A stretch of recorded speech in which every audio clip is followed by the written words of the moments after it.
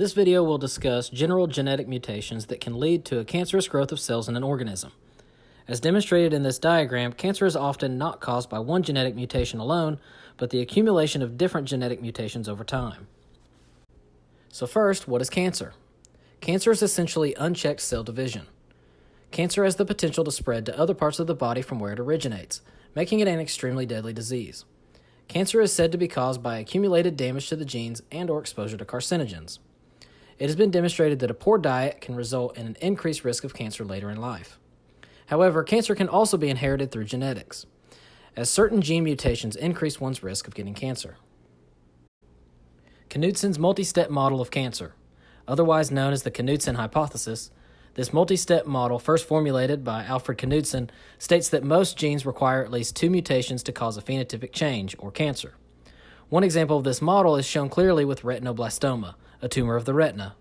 It was found that two hits had to take place before a tumor could form in a non-inherited person, as one mutation would not lead to a tumor. This only happens with two mutations because one tumor suppressor gene is normally effective enough to keep tumors from developing, meaning that two repressors would have to be mutated in order for a tumor to grow under normal circumstances. In the typical cell, proto-oncogenes are what we would find. They code for proteins that are used in the stimulus of normal cell division. When these genes are mutated, however, they can form oncogenes. Oncogenes alone cannot cause cancer. However, if there is also a mutation to the tumor suppressor genes, then oncogenes can cause cancer. When a point mutation occurs, these oncogenes can code for the same proteins that proto-oncogenes code for, but in excess amounts. However, they can also produce hyperactive proteins which are degradation resistant. Oncogenes of these kinds are common in breast cancer. Almost 20% of all breast cancer is derived from these genes. The first confirmed oncogene was discovered in 1970 and was called sarcom.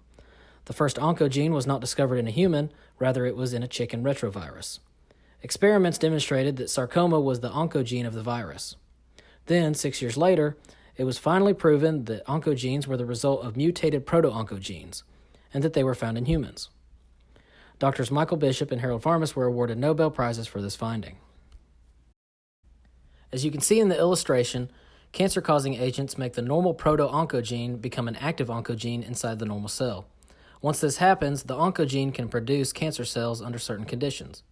This illustration does not show where the tumor suppressor gene has mutated to allow the oncogene to produce cancerous cells, although we know that this must happen for oncogenes to be considered a threat. As mentioned earlier, if tumor suppressors are present and functioning, then oncogenes cannot promote cancerous cells.